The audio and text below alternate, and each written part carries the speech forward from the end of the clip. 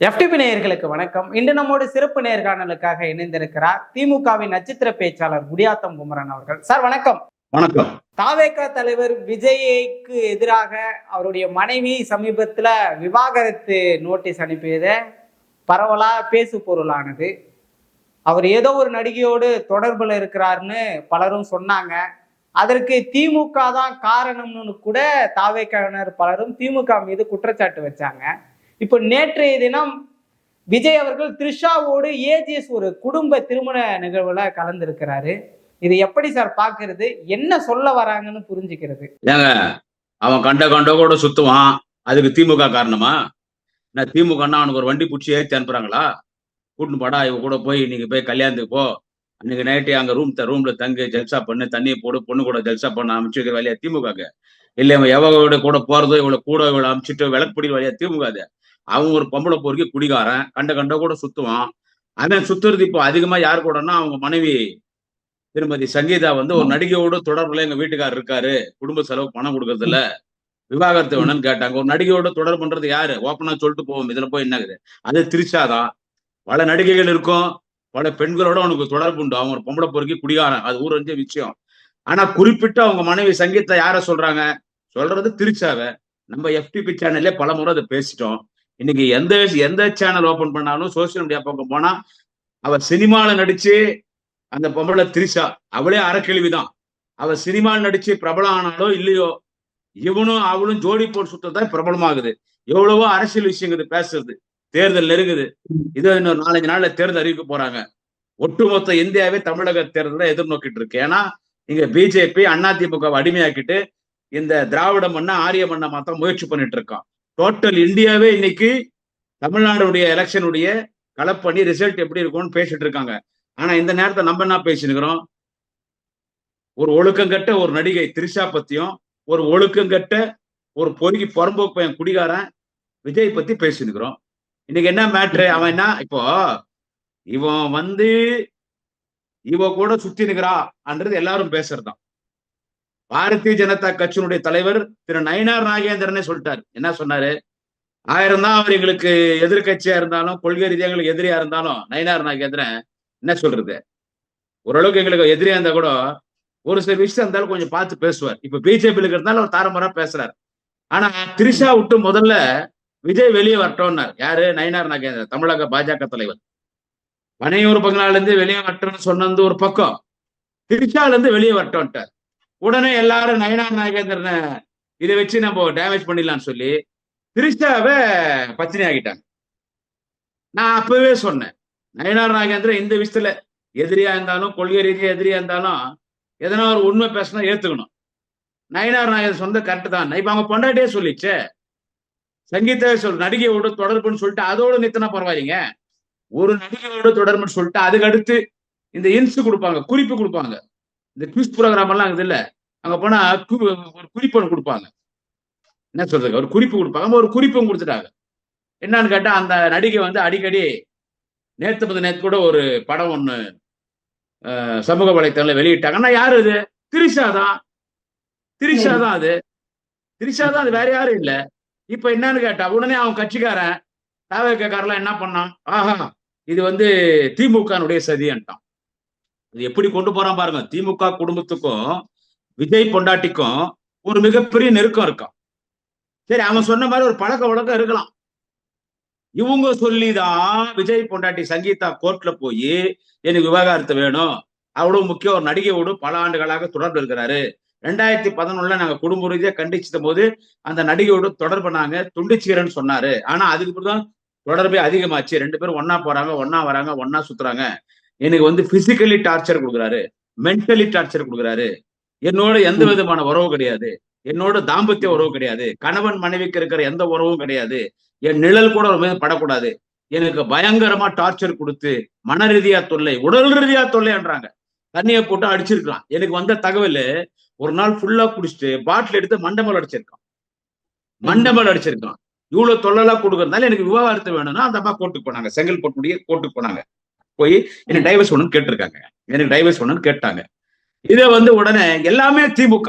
அவன் அந்த தமிழக வெத்து வெட்டு கழகத்துல 90% பைத்தியக்காரனுங்க, தற்கூரிங்க, என்ன சொல்றது, ஒரு நடுத்த கெட்ட ஒரு சில பெண்கள், நடத்த கெட்ட பெண்கள் தான் நான் சொல்லுவேன். ஒருத்தி சொல்றேன், இப்ப சொன்னாலே ஒருத்தி எல்லா பெண்களும் டிவிக்கள் இருக்கிற எல்லா பெண்களையும் அப்படி நம்ம சொன்னா தப்பு. அது டிவிக்கள் இருக்கிற எல்லா பெண்களும் நடத்த கெட்ட பெண்கள்லாம் அது ரொம்ப தப்பு.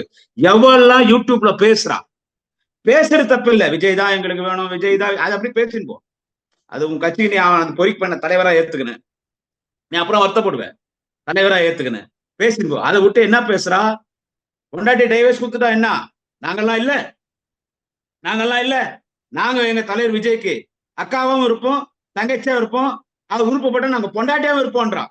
இவளே அக்காவாவும் இருப்பாளாம், இவளே தங்கச்சியாவும் இருப்பாளாம், இவளே பொண்டாட்டியாவும் இருப்பாளாம்.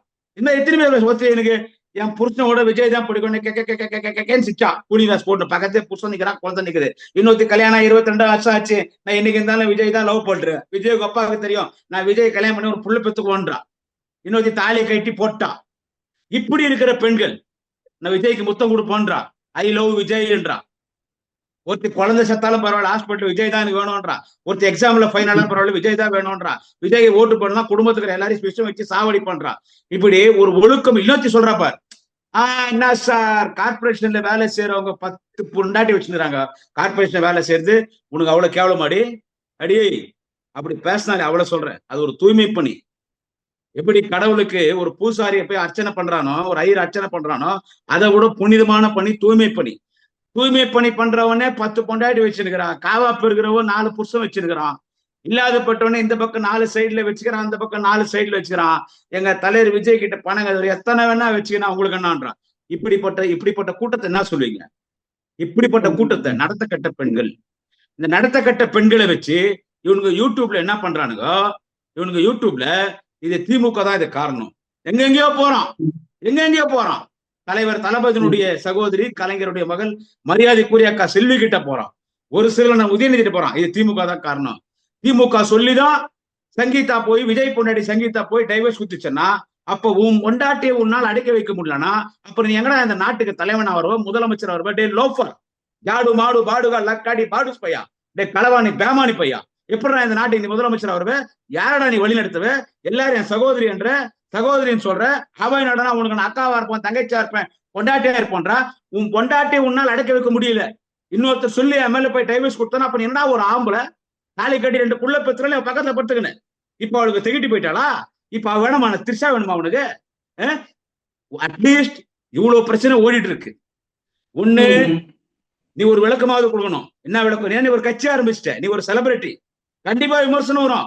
இது என் குடும்ப பிரச்சனை, என் பர்சனல் தான், அதெல்லாம் வீட்டுக்குள்ள இருக்கிற வரைதான். கோர்ட்டுக்கு வந்த பிறகு அது பர்சனல் கிடையாது. 4 பேர் பேசதான் செய்வான், 4 பேரு பேசதான் செய்வான், 4 பேர் பேச. அதுவும் நீ பேசுற பேச்சுக்கு உங்க அத்தாடே விஜய், நீ பேசுற பேச்சுக்கு சும்மா இருப்பானா? லட்டு சாப்பிட்ட மாதிரி அவனுக்கு அது தகுந்த மாதிரி உன் பொண்டாட்டி டைவர்ஸ் கொடுத்துச்சு போயிட்டு அன்னைக்கு என்ன சொன்னா திரிஷா, உன் ஆசை நாயகி, அவ என்ன சொன்னா அன்னைக்கு?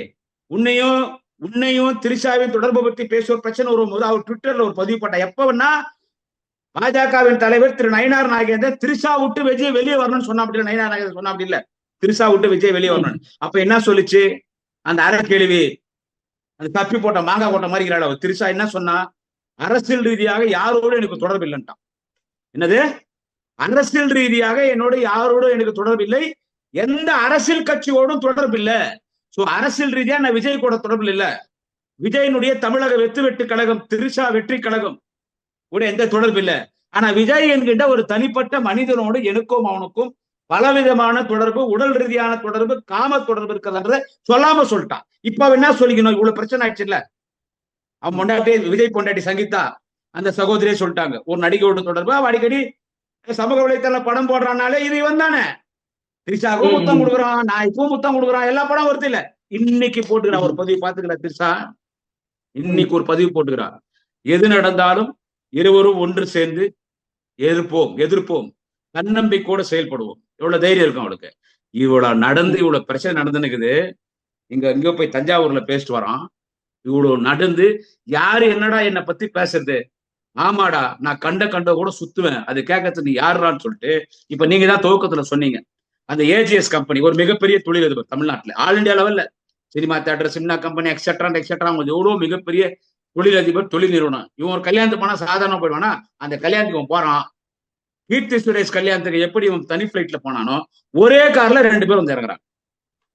ஒரே கார்ல 2 பேர் வந்து இறங்கி புருஷன் பொண்டாட்டி மாதிரி, புருஷன் பொண்டாட்டியோட கடந்த உறவு திரிஷாவுக்கும் நடிகர் விஜய்க்கும் கணவன் மனைவி உறவு, தாம்பத்திய உறவுன்னு சொல்லுவோம், குடும்ப உறவுன்னு சொல்லுவோம். ஆனா கூத்தியாரோட தொடர்பு வச்சிருந்தா, கூத்தியாரா ஸ்டெப்னி, கீப்பு, சக்காலத்தி, ஒருத்த சக்காலத்தோட தொடர்பு வச்சிருக்கிறான் இல்லீகலான்னா அதுக்கு பேரு காம தொடர்பு, காமசாஸ்திரம் சொல்றாங்கல்ல. அதை எத்தனையும் திரிஷா விஜய் கிட்ட காட்டுவான், விஜய் திரிஷா கிட்ட காட்டுவான். 2 பேர் ஒன்னா கார்ல வராங்க. யார் என்னடா என் மயிரை போடுங்கிறது? ஆமாடா, நான் இவ கூட தாண்டா குடும்பம் நடத்த போறேன். என் பொண்டாட்டி டைவர்ஸ் கேட்டுது, டைவர்ஸ் கொடுத்துறேன்டா. டைவர்ஸ் கொடுத்துட்டு நான் இவ கூட தாண்டா குடும்பம் நடத்த போறேன், இவ கூட தாண்டா சுத்துவேன். என் பொண்டாட்டி என்ன, எங்க அப்பா என்ன, எங்க அம்மா என்ன, என் பையன் என்ன, என் பொண்ணுனா எவன் கட்டா எனக்கு என்னடா, நான் அப்படிதான்டா சுத்துவேன்னு ஒருத்தன் இவ்வளவு தைரியமா சுத்திட்டு, இவன் வந்து ஒரு மிகப்பெரிய இயக்கம் திராவிட முன்னேற்ற கழகத்தின் மீதும், இன்னைக்கு இந்தியாவின் சிறந்த முதல்வர், முதன்மை முதல்வர், 2006 மீண்டும் தமிழகத்தின் முதலமைச்சராக பொறுப்பேற்கக்கூடிய மக்களின் தலைவர் தளபதி ஸ்டாலின் குறித்து தனிப்பட்ட முறையில பேசுறான். ஒரு குடும்ப கொள்ளடிக்குதுன்னு பேசுறான். எச்சப்பூரிக்கு நாயி, அவசாரி மகன், பிராஸ்டியூட்ஸ் அவன் பேசுறான். தஞ்சாவூர்ல உங்க அப்பாக்கு செலவு வைக்கணும்னு சொன்னீங்களே, கோர்ட் என்ன சொல்லிச்சுன்னு கேக்குறான். டேய் புறம்போக்க, அதை பத்தி பேசுக்கலாம் உனக்கு தகுதிடா. டாக்டர் கலைஞரை பத்தி கலைஞரை சொல்றான், கோர்ட் என்ன சொல்லிச்சு? ஏன்டா உன்னை 1.5 கோடி ரூபாய் நீதிமன்றத்தை அபராதம் கட்ட சொன்னாங்கடா. டே நாதாரு, குடிகார நாய, டே தாயொலி பொறிக்கே, பொம்பளை பொறிக்கே, உன்னை 1.5 கோடி ரூபாய் அபராதம் கட்ட சொன்னாங்கடா. ஏன்டா டே எல்லாரையும் கணக்காட்ட சொல்றேன், நீ கணக்காட்டினடா. நீ வாங்குற சம்பளம் எவ்வளவு, ஒயிட்ல எவ்வளவு காட்டுற, பிளாக்ல எவ்வளவு காட்டுற, வெளிநாட்டுல எவ்வளவு பணம் வச்சுக்கிற, ஃப்ராடு பையன் நீ. பிஜேபி கிட்ட பணம் வாங்கி கட்சி ஆரம்பிச்சு பிஜேபிக்கு வேலை காமிச்சா. இப்ப அது என்ன ரகசியமே நமக்கு தெரியல. அது என்ன ரகசியமே தெரியல. அது ஒரு பொறுக்கி பையன், பொறுக்கி, பொம்பளை பொறுக்கி, நாதாரி, பேமானி, களவாணி, எங்களை பத்தி நீ பேசுற ராஸ்கல். இவ்வளவு பேசிட்டு இன்னைக்கு நீ உன் கல்யாணம், உன் பொண்டாட்டி இல்லீகல் தான். உன் மனைவி விருப்பத்தோட நீ ஒருத்த கூட சுத்தினா யாரும் கேட்கறதுக்கு இல்லை சார். கல்யாண பொண்ணு என்னது, பொண்டாட்டி ஒருத்த வச்சுன்னு இருப்பான், ஒருத்தி வச்சுன்னு இருப்பான், கண்டுக்க மாட்டாங்க. நமக்கு என்னடா, நமக்கு தேவை காசு, பணம், துணிமணி, நகை, நெட்டு, நமக்கு என்ன வேணுமோ எல்லாம் புருஷன் கொடுறான். எங்கன்னா மேஞ்சின்னு போறான், என்ன இல்ல குடும்ப பிரச்சனை விட்டுருவாங்க. ஆனா அப்படி இல்லை. இந்த பொண்ணு கேக்குது, அந்த அம்மா சங்கீதா கேக்குறாங்க, எப்படிடா நீ என்ன கல்யாணம் பண்ணி இல்லீகல் அவ கூட சுத்தி நிக்கிற, எனக்கு சேர வேண்டியதெல்லாம் கொடுத்துட்டு எனக்கு என்ன பண்ணுமோ எல்லாம் முடிச்சுட்டு நீ அவ கூட போய் நாசமா போ. எய்ட்ஸ் வந்து சாவரியோ, மஞ்சா காமால் வந்து சாவரியோ, என்ன நோய் வந்து சாவரியோ, அவ கூட போ, என்ன டைவர்ஸ் கொடுறா அப்படின்னு சொல்லி உன் பொண்டாட்டி கேட்டுக்குது. அதுக்கு நீ ஒரு விளக்கத்தை கொடுக்கணும். இல்லை, எந்த விளக்கத்தையும் கொடுக்காம ஒரு உடனே நீ நீதிமன்றத்தை மதிக்காத மாதிரிதான், நீதிமன்றத்தை மதிக்காத மாதிரிதான் நீ வெளியே. எப்படிடா வந்து கோர்ட்ல இருந்த அந்த கோர்ட்ல ஒரு பெட்டிஷன் ஃபைல் பண்றாங்க, எப்படிடா அது வெளியே பிரஸுக்கு வருது? இதை வெளியே விட்டு யாருன்னு கேட்டா விஜய். இந்த தற்கூரி பொறிக்கு, பொம்பளை பொறிக்கு அவன் தான், அந்த பிராஸ்டியூட்ஸ் விஜய் தான் அதை வெளியே விட்டான். யாரு மூலியமா வெளியே விட்டான்னு கேட்டீங்கன்னா, அவன் கட்சியில காட்டுப்பண்ணிக்கும் காண்டாமிருகத்துக்கும் பிறந்த மாதிரியே ஒருத்தர் இருப்பான், ராஜ்மோகன். அவன் மூலியமா பிரஸ்ல ரிலீஸ் பண்றான். இந்த பிரச்சனை வெளியே வரட்டும், இந்த பழியை தூக்கி திமுக மேல போடலாம், இதுல ஒரு சிம்பத்தியை கிரியேட் பண்ணலாம். இதுதான் விஷயம். 41 பேர், 42 பேர் கரூர்ல இருந்ததுல பல மர்மங்கள் இருக்குது. அதுவும் ஒரு சிம்பத்தியை கிரியேட் பண்றதுக்கு இவன் பின்னால ஒரு கூட்டம் போகுது. எனவே அயோக்கியத்தனம் தானே சார். இவ்வளவு பிரச்சனை இருந்து இதுக்கு முன்னாடி ஒரு கல்யாணத்துக்கு போனாங்க, இது நேத்து ஒன்னா போறாங்க, ஒன்னா கை மேல கை போட்டுன்னு வரா. விட்டா ஒரு பெட்டு போட்டுருந்தா அந்த புதிய கல்யாண பொண்ணு மாப்பிள்ளை இருந்தாங்க எல்லாம் ஜோடியில, அந்த ஏஜிஎஸ் உடைய அந்த குடும்ப விழால மணப்பெண் மணமகள் இருக்கிறாங்க இல்ல, அதுக்கு முன்னால ஒரு பெட்டு போட்டிருந்தா விஜயன் திரிஷாவும் அங்கேயே அவங்க வேலையை காமிச்சு மேட்டர் பண்ணிருப்பாங்க. அவன் எதுக்கும், அவன் ஒரு மிருகம் மாதிரி சார். அவன் ஒரு மிருகத்துக்கு ஒரு கல்ச்சரே கிடையாது. அவன் போவான், அவன் பின்னால ஒரு கூட்டம் போய் அந்த கூட்டத்தை சொல்லுங்க, அவன் பின்னால ஒரு கூட்டம் போய் அந்த கூட்டத்தை சொல்லுங்க. அவன் பின்னால ஒரு பெண்கள் போய் இப்படி எல்லாம் கேவலமா பேசுறாங்களே, அந்த பெண்கள் எல்லாம் இப்படி யூடியூப்ல பேசுறாங்களே, அவங்க பெத்தவங்க விஷம் வச்சு சாவடிக்க தேவையில்ல, இல்ல செருப்ப கை நடிக்க தேவையில்ல, மஞ்சா தண்ணி தெளிச்சு ஊர் மேல விட்டா உன்னை பார்த்த எத்தனை தமிழ் பெண்கள் கலாச்சாரம், தமிழ் கலாச்சாரம் உலகத்திலே ஒரு மிகப்பெரிய கலாச்சாரம். தமிழ் பெண் என்று சொன்னால், கற்பு என்று சொன்னால் தமிழ் பெண், தமிழ் பெண் என்றால் கற்பு, கண்ணகி பிறந்த மண் தமிழ்நாடு. அந்த அளவுக்கு கலாச்சாரமான பெண் நம் பெண்கள். ஆனா இன்னைக்கு விஜய் கூட ஒரு 10 பேர் 20 பேர் தான், அதிகமா இல்ல. அவளுங்க எல்லாம் இப்படி பேசினுக்கிறானுங்க, அதை வேடிக்கை பார்த்துக்கிறான். இவன் ஊர் மேய்ஞ்சுனுக்கிறான், இவன் நம்ம இவனை பத்தி உக்காந்து பேசினுக்கிறோம். நாட்டை ஒழு வச்சு பேச வேண்டியது. அவனா செருப்பத்து நடிக்கணும். தமிழ்நாட்டு மக்கள் தனிப்பட்ட வாழ்க்கையும் பொது வாழ்க்கையும் பிரிச்சு பார்க்கக்கூடியவங்க தான். கடந்த காலங்கள்ல தலைவர்கள் பலருக்கும் தனிப்பட்ட வாழ்க்கைகள் இருந்தது. இதெல்லாம் ஒரு காரணமா விஜயை நம்ம தவிர்க்கிறதுக்கு அப்படின்னு பாக்குறாங்கல்ல. கண்டிப்பா தமிழ்நாட்டு மக்கள் பார்ப்பாங்க. இப்போ நடிகர்கள் பல நடிகர்களோட தொடர்பு வச்சிருப்பாங்க. அந்த நடிகை இருக்கா, அந்த நடிகை என்ன பண்ண, ஒரு நடிகர் கல்யாணம் பண்ணிட்டான் சார், வேற ஒரு நடிகையோட குடும்பம் நடத்துறான். அந்த சம்பந்தப்பட்ட நடிகை கோர்ட்டுக்கு போய் இந்த மாதிரி என்ன கல்யாணம் பண்ணின்னு இவ கூட குடும்பம் நடத்திருக்கிறானே, எந்த ஒரு பெரிய பிரச்சனை வந்திருக்கு சொல்லுங்க. எனக்கும் என் புருஷனுக்கும் பிடிக்கல, விவாகரத்து வேணும்னா கேட்டிருக்காங்க. எனக்கும் என் புருஷனுக்கும் பிடிக்கல, விவாகரத்து வேணும்னு கேட்டிருக்காங்க பல நடிகர்கள். விவாகரத்து ஆயிடுறாங்க. அதுக்கு உதாரணம், ஒரு காலத்துல கொடி கட்டி பிறந்த ராமராஜன், நளினி, 2 பேருக்கும் ஒத்து வரல. நளினி ராமராஜன் பல பெண்களோட தொடர்பு இருக்கிறாரு, பல நடிகளோட தொடர்பு குற்றச்சாட்டு சொல்ல. ராமராஜன் என் பொண்டாட்டி நளினி பல ஆண்களோட தொடர்புல இருக்கிறாங்க, இன்னொரு நடிகனோட தொடர்புக்காகன்னு சொல்லல. எங்களுக்கு ஒத்து போல, நாங்க நல்லபடியா பிரிஞ்சிருவோம்னு பிரிஞ்சுக்கிறாங்க. அதே மாதிரிதான் சீதா பார்த்திபன், இப்ப சமீபத்துல தனுஷ் சூப்பர் ஸ்டார் ரஜினிகாந்த் அவருடைய மகள். ஒருத்தருக்கு ஒருத்தர் மேல யாரும் எந்த குறை சொல்லல. எங்களுக்கு ஃபேமிலியில அண்டர்ஸ்டாண்டிங் இல்ல, நாங்க பிரிஞ்சுக்கிறோம். அது ஒரு பிரச்சனை ஓடிட்டு இருக்கு இல்ல, அது ஒரு பிரச்சனை ஓடிட்டு இருக்கு. இது வேற. ஆனா பகிரங்கமா ஒருத்தி என்ன அடிக்கிறான், பிசிக்கலா டார்ச்சர் கொடுக்குறான், அடல்ட்ரியா இன்னொருத்தரோட தொடர்பு வச்சிருக்கான், எனக்கு மன உளைச்சல் உண்டாகுது. அந்த பொண்ணே லண்டன்ல வசதியானவங்க தான். அந்த பொண்ணு மேல 200 கோடி ரூபாய் பணம் இருக்குது, லண்டன்ல இருக்குது. அதனால தினம் அரிசி பொறுப்பு வாங்கறதுக்கு தினம் லண்டன்ல சொத்து வித்து ஜிபேல பணமா போட முடியும். இங்க எனக்கு குடும்ப நட்டத்துக்கு எனக்கு எந்த விதமான வசதி இல்ல. என் பொண்ணு பிஜி ஹாஸ்டல்ல படிக்கிறா, கூத்தியார சக்காலத்தை கூட்டு போய் 7 ஸ்டார் ஹோட்டல்ல படிக்க வைக்கிறான். தனி பிளைட்ல உள்ள பெட்ல படுத்துன தனியா போட்டு ட்ரக் அடிச்சுட்டு போறான். என் பொண்ணு, அவனுக்கு பிறந்த பொண்ணு, எனக்கும் அவனுக்கு பிறந்த பொண்ணு பிஜி ஹாஸ்டல்ல படிக்கிறான். பையன் எங்கேயோ வெளிநாட்டுல சுத்திட்டு இருக்கான். அவங்கள பெத்த அப்பா அம்மா, எங்க மாமனார் மாமியார் எங்கேயோ இருக்கிறாங்க. இந்த மாதிரி எங்களுக்கு துரோகம் பண்ணிட்டு இவன் இந்த நாட்டுக்கு தலைவனா வரணும்ன்றான், இளைஞர்களை வழிநடத்தவன்றான், பெண்களுக்காக ஆட்சி தரான், பெண்களுக்காக ஆட்சி தருவன்னு சொல்றானே. இந்த ஜாடு மாடு பாடுகா லக்காடி பாடு விஜய், அவனை இந்த கோர்ட் கண்டிக்கணும். நான் இந்த கோர்ட்லயே சொல்லிடுவேன் அந்த நடிகை யாருன்னு சொல்லி. அப்ப அந்த நடிகை கோர்ட்டுக்கு வரணும். இப்ப எங்களெல்லாம் கூப்பிடறான்னு வச்சுக்கோங்க கோர்ட்ல, எப்படி அந்த நடிகை பேர் சொன்ன, நாங்க கோர்ட்டுக்கு போய் நாங்க நிரூபிப்போம். எங்களுக்கு தேவையில்லாத விஷயம், நீ தேவையில்லாத விஷயம் பேசும்போது என்னென்னவோ பேசுற, பொறுக்கி புறம்போக்கு பையன் என்னென்ன பேசுற, எவ்வளவு நல்லா யாச்சியை குறை சொன்ன வேணாம்னு சொல்லு, நீ முதலமைச்சரை குறை சொல்லியா வேணாம்னு சொல்லு, தகுதி வேணும்டா. ஏண்டா நீ கட்சி ஆரம்பிச்சு இது வரைக்கும் ஒரு 5-6 முறை வெளியே வந்திருப்பியா? அந்த ஊருக்கு சாவுக்கு போறாங்க, அவன் எவ்வளவு ஒழுக்கமானவன் நான் உங்களுக்கு சொல்றேன், FTP சேனல் மூலியமாக சொல்றேன். நல்ல கண்ணு எவ்வளவு பெரிய தலைவருங்க அவரு, சொல்லுங்க சார். நல்ல கண்ணு எவ்வளவு பெரிய தலைவர், 101 ஆண்டு காலம் நிறைவான வாழ்க்கை வாழ்ந்தார். நிறைவான வாழ்க்கைன்னா ஒண்ணு சொத்து சுகம் சந்தோஷம் எல்லாம் எதுவும் கிடையாது.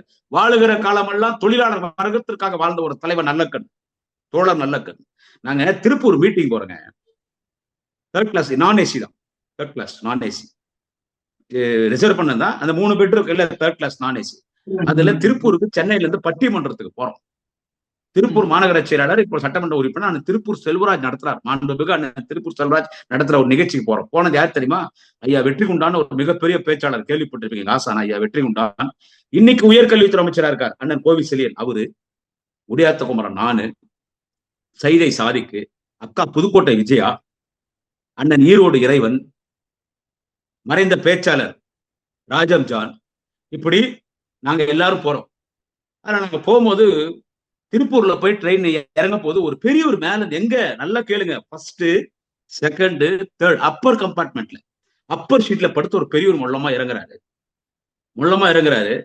அவர் இறங்கும் போது ஒரு சாதாரண பை, அந்த கம்யூனிஸ்ட் சிம்பிள் போட்ட பை, அந்த பை நான் தான் வாங்குறேன். இறங்கி உட்கார்றாரு. யாரு நான் பார்த்தா அப்போ உயர்கல்வித்துறை அமைச்சர் நான் கோவிசில் கண்டுபிடிக்கிறார். ஐயா நல்லக்கண் இவர் தான், வணக்கங்க, இவர் தாங்க வெற்றிகுண்டான், நாங்கெல்லாம் அறிவு பண்ணினோம்.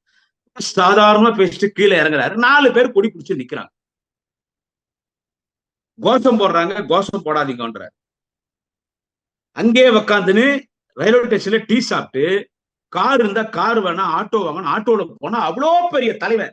அவர் சாவுக்கு நைட்டு 11 மணிக்கு போறாங்க. இந்த தற்கூரி விஜய் போறான், பொண்டாட்டி விட்டுட்டு கண்ட பொம்மனைங்களோட கூத்து வச்சுங்கிற பொம்பளை பொறுக்கி குடிகாரனாயே ஃபுல்லா தண்ணி அடிச்சுட்டு போறாங்க. எவிடன்ஸ் இருக்கு. இதை யார் பகிரங்கமா சொல்றாங்கன்னா நக்கீரன் கோபால் சொல்றாரு. ஆனா நக்கீரன் கோபால் ஒரு பெரிய பத்திரிகையாளர், அவ்வளவு சீக்கிரம் விஷயத்தை வெளியே சொல்ல மாட்டார். அப்புறமா நான் விசாரிச்சேன், இவ்வளவு பேசுறது எங்களுக்கு ஆள் இருக்க மாட்டாங்களா? எனக்கு விஜய் கட்சியிலும் ஸ்லீப்பர்ஸ் இருக்கிறாங்க, ஏடிஎம்கே இருக்கிறாங்க, பிஜேபி இருக்கிறாங்க, நாம் தமிழர் இருக்கிறாங்க, எல்லா கட்சியிலும் ஸ்லீப்பர்ஸ். ஐயோ வண்டுக்கு கார்லயே 2 பெக்கு போட்டாங்க. எப்பவுமே தண்ணி பாட்டில், அக்வாஃபைனா வாட்டர் பாட்டில், இல்லைன்னா இன்னொரு தண்ணி, அவன் குடிக்கிறது இன்னொரு தண்ணி பாட்டில் ஒண்ணு, அந்த மாதிரி தண்ணி பாட்டில் ஓட்கா மிக்ஸ் பண்ணிடுவான். ஆனா நான் ஒரு விஷயம் கேள்விப்பட்டேன், ஃபாரின் சரக்கு அடிக்கிறது இல்லையா, லோக்கல் சரக்கு தான் அடிப்பானா. ஓட்கா அடிப்பானா, இல்லைன்னா ஓல்டு காஸ்க் அடிப்பானா, இல்லைன்னா ஓல்டு மங்க் அடிப்பானா. மூணுமே கப்புனாத்தான் அடிக்கும். இது எப்படா உனக்கு தெரியும்னு கேட்டுறாதீங்க. சொல்லி பலர் சொல்லி கேட்டுக்கிறேன். நானே அந்த வாடையை அனுபவிச்சுக்கிறேன். கூட ஒரு 4 பேர் குடிக்க மாட்டானா, ஃபுல்லா குடிச்சிட்டு நல்ல கண்டத்துக்கு போறான். வாசனை தாங்க முடியலையா. நக்கீரன் கோபால் சொல்றாரு 1 கிலோமீட்டர் வாடை அடிச்சிச்சு. கண்ணாடின்னு போய் பார்த்துட்டு யாருக்கிட்டும் பேசல. சூப்பர் ஸ்டார் ரஜினிகாந்த், எவ்வளவு பேர் நடிகர், ஏசியாலேயே ஏசியா கான்டினென்ட் மிகப்பெரிய நடிகர், போய் எல்லாட்டையும் உட்காந்து பேசிட்டு வராரு. எல்லாரும் போனாங்க. எல்லாரும் அஜித்ல இருந்து எல்லாரும் போனாங்க. தலைவர் தளபதி, இந்த இனத்தின் தலைவர். வீர வணக்கம் வீர வணக்கம் தோழர் வீரக்கண் வணக்கம் தோழர் நல்ல கண்ணுக்கு வீர வணக்கம் தோழர் நல்ல கண்ணுக்கு வீர வணக்கம்னு அஞ்சலி செலுத்திட்டு எல்லார்ட்டையும் உட்காந்து பேசிட்டு வந்தார். இவன் போதையில போறான். தோழர் நல்ல கண்ணு சாவுக்கு போதையில போய் யார்ட்டையும் பேசாம என்ன இன்னும் 4 கட்டிங்க போடணும் போய் நேக்கிறான். இவன் ஒரு ஆளு, இவன் எங்களை பத்தி பேசுவான். ஏண்டா பொறுக்கி பையனை. ஒரு ஒரு மனைவிக்கு ஒரு கணவன் எப்படி இருக்க வேண்டும் என்றதுக்கு எடுத்துக்காட்டு ரோல் மாடல் எங்கள் தலைவர் தளபதி. பிள்ளைங்களுக்கு எப்படி அப்பாவா இருக்கணும் ரோல் மாடல் எங்கள் தலைவர் தளபதி அண்ணன் ஸ்டாலின் அவர்கள். ஏன்னா இவனை பத்தி பேசும்போது தளபதினு சொல்லும் போது கூட ஸ்டாலின் பேர் சொல்ல முடியாது. ரொம்ப வருத்தம். ஏன்னா இந்த பொறுக்கி எச்ச பொறுக்கி நாய், பொம்பளை பொறுக்கி குடிகாரன், தாயோடி போவன், கண்டவனுக்கு போந்தவன், இந்த பிம்பு பிராஸ்டியூஷன், இவன் விஜய் கூட தளபதி என்றாங்க. இந்த இனத்துக்கு தளபதி என்ன எங்க தலைவர் தளபதி. 52 வருஷமா அவர் தான் தளபதி. இவன் சினிமாக தளபதி. அதனால தலைவர் பேரை சொல்றேன். ஒரு கணவனுக்கு ஒரு கணவன் மனைவியை எப்படி வாழணும்ன்றது எங்க தலைவர் தளபதி, எங்க அன்னிக்காரன், எங்க அன்னி உதாரணம். ஒரு ஒரு மனைவிக்கு ஒரு கணவன் எப்படி கொண்டது உதாரணம் எங்க தலைவர் தளபதி அண்ணன் ஸ்டாலின் அவர்கள். தன் பிள்ளைகளுக்கு எப்படி ஒரு நல்ல அப்பாவா இருக்கணும்ன்றதுக்கு ரோல் மாடல் எங்கள் தலைவர் தளபதி. அப்பா அம்மாக்கு நல்ல பிள்ளையா இருக்கிறதுக்கு ரோல் மாடல் எங்கள் தலைவர் தளபதி அவர்கள். வேற குழந்தைகளுக்கு தாத்தா என்கின்ற உறவு முறையில எப்படி இருக்கணும்ன்றதுக்கு உள்ள ஒரு ரோல் மாடல் எங்கள் தலைவர் தளபதி அவர்கள். ஒரு நல்ல குடும்பஸ்தன்றதுக்கு உதாரணம் எங்க தலைவர் தளபதி அவர்கள். அப்புறமா தான் நாட்டுக்கு தலைவன். அதே மாதிரிதான் நாளைய தமிழகம் துணை முதலமைச்சர் வாலிப கலைஞர் அண்ணன் உதயநிதி ஸ்டாலின். நீ என்னடா அவங்க குடும்பத்தை பத்தி நீ குறை சொல்ற, பாடுஸ் பையன் அவன் குடும்பத்தை பத்தி குறை சொல்ற, கலைஞருக்கு செலவைக்கிறது பத்தி பேசுற, செருப்புல அடிக்கும். அவங்க பார்த்தா செருப்புல அடிப்பேன். டெல்டா மாவட்டம் சொல்லிட்டு காதுல டால்டா ஊத்துறாங்கன்றா. அட்டா பரதேசி பொறிக்கின. டெல்டா மாவட்டத்தில் பிறந்தவர்டா தலைவர் கலைஞர். திருவாரூர் பக்கத்திலே திருக்கோவிலில பிறந்தவர் கலைஞர். ஒன்றுபட்ட தஞ்சை மாவட்டம். எவனோ எழுதி கொடுக்குற படிக்கிற பாடுஸ் உனக்கே இவ்வளவு இருந்தா எங்களுக்கு எவ்வளோ இருக்கும். எங்கேயோ பிறந்தான். எங்க குடும்பத்தை பத்தி பேசுற, உன்னை பத்தி பேசுனா பல ரகசியங்கள் பேச வேண்டியதா இருக்கும்டா. புறம்போக்கு நாயே. உங்க அப்பா அம்மா கல்யாணம் நடக்குது ஒரு சர்ச்சில், அதை நிக்கிறான். அவங்க அப்பா S.A. சந்திரசேகருக்கும் அவங்க அம்மா சோபாக்கும் கல்யாணம் நடக்குதுங்க. இவன் நிக்கிறான் அந்த போங்க. அந்த இது விஜய் என்றான். அவங்க அப்பா அம்மா கல்யாணம் போட்டோம். கேட்டா என்ன சொல்றாங்க, இல்ல இந்து முறைப்படி கல்யாணம் ஆச்சு, கிறிஸ்தவ முறைப்படி கல்யாணம் ஆகணும்னு சொல்லின்றதுனால அவங்க நிக்கிறான்றான். இது என்ன உண்மை போய் நமக்கு தெரியாது. ஆனா நீங்க ஒருத்தர் விமர்சனம் பண்ணும்போது உன்னை பத்தி எல்லாம் பேசுவாங்க. உன்னை பத்தி விமர்சனம் பண்ணும்போது எல்லாமே விமர்சனம் பண்ணுவாங்க. நீ ஒரு பொறுக்கி பையன், பொறுக்கி பரதேசி புறம்போக்கு பையன். அடுத்த ஜென்மம் தான் நான் விவசாயியா பிறக்கணுமா? மறுபிறவி இருக்குதா இல்லையான்னு தெரியல. மறுபிரிவின் இருந்தா நான் விவசாயியா பிறக்கணுமா? விவசாயம்னா சேத்துல கை வச்சாதான் எல்லாரும் சோத்துல கை வைக்கணும், எல்லாருக்கும் சாப்பாடு போடணும். ஏன்னா பொறவோக்கு நீ பொண்டாட்டிக்கு சோறு போடல, பிள்ளைக்கு சோறு போடல, பையனுக்கு சோறு போடல, அம்மாவுக்கு சோறு போடல, அப்பனுக்கு சோறு போடல, நீ எப்படி விவசாயி ஆகி எல்லாருக்கும் சோறு போடுவேன்? முதல்ல நீ அடுத்த ஜென்மத்துல விவசாயியா பிறக்கவே முடியாதுடா. உனக்கு அடுத்த பிறவில டே தற்கொலை பொம்பளை பொறிக்கை, டே அச்ச பொறிக்கை குடிகாரனாயா, டே நடிகர், டே தற்கொலை தமிழக வெத்து விட்டு கழக தலைவர், டே பொறம்போக்கையா தற்கொலை விஜய், நீ அடுத்த பிறவியில விவசாய பிறக்கவே முடியாது. ஏன்னு கேட்டா உனக்கு அடுத்த பிறவியே கிடையாது. உன் பொண்டாட்டி சாபம், பல பெண்கள் சாபம், உங்க அப்பா அம்மா சாபம், இந்த பிறவியோட மேட்ரு முடிஞ்சு போச்சு. அதனால பார்த்து பேசு. காரி துப்புறாங்க. பொம்பளை பொறுக்கி பொண்டாட்டி விட்டு கண்ணங்கண்டவோட கல்யாண காட்சியை சுத்தினுக்கிறான். அவன் முன்னாடி போறானுங்க பாரு இவனுங்க எல்லாம். போய் அவன் லவ் பண்றேன், அவனை கல்யாணம் பண்ணிக்கிறேன், அவனோட 10 புள்ள பெத்துக்கிறேன், அவனுக்கு அம்மாவாவும் இருப்பேன், அக்காவாவும் இருப்பேன், தங்கச்சியா இருப்பான், பொண்டாட்டியா இருப்பேன், அவனுக்கு காசு பணங்குது, எத்தனை பேர் அவன் கல்யாணம் பண்ணுவான், எங்கன்னா சுத்துவான். அப்பயும் நான் விஜய் தான்னா அதனாலதான் நான் சொன்னேன். அதனாலதான் சிவாஜி கிருஷ்ணன் சொன்னார், எங்க அண்ணன் சிவாஜி கிருஷ்ணன் சொன்னாரு, பனியூர் பங்களா நிறைய ரூம் போது எல்லாரும் போக முடியும். சோ ஒரு கலாச்சாரத்தை கெடுக்கின்ற ஒரு மனிதனாக என் தற்கூரி விஜய் இருக்கிறான். அவனுங்கெல்லாம் எங்களை பத்தி பேச தகுதி கிடையாது. நீ ஒரு ஒழுக்கம் கட்ட புறம்போக்கு பாடு லக்காடி பையா விஜய், அதை ஒத்துக்கோ, அதை ஒத்துக்கடா. இல்ல இவங்க கூட யாரும் காங்கிரஸ் வந்துருவாங்களாம், அக்கா பிரேமலதா விஜயகாந்த் வந்துருவாங்க. எந்தெந்த ஒரே ஒரு முஸ்லீம் அமைப்பு, ஓ இவன் கூட இருந்தா நமக்கு சரி வராது, நம்ம இஸ்லாம் மார்க்கத்துக்கே விரோதமாகறான், அவங்களையும் அவனை விட்டு போயிட்டாங்க. வேற அவங்களும் இவங்களை விட்டு போயிட்டாங்க. அரசியல் ஆர்ஃபன், அரசியல் அனாத நாய தற்குறி பொறுக்கி பசங்களையும் ஒழுக்கம் கட்ட ஒரு சில பெண்கள், எல்லாரும் சொல்ல இந்த யூடியூப்ல பேசுறாங்க பாரு, அப்படி ஒழுக்கம் கட்ட ஒரு சில பெண்களையும் வச்சு அரசியல் பண்ணி இருக்கிறார். புறம்போக்குன்னா இவனுக்கு கூட்டம் கூடுதும், பண்ணி கூட தாண்டா கூட்டம் கூட்டமா வருது. அந்த பண்ணி தாண்டா நீ அரசியல்ல விஜய், அந்த பண்ணி தாண்டா நீ தற்குறி. நிச்சயமா சார், பல்வேறு விஷயங்கள் பேசணும், தொடர்ந்து பேசுவோம். நன்றி. வாழ்க.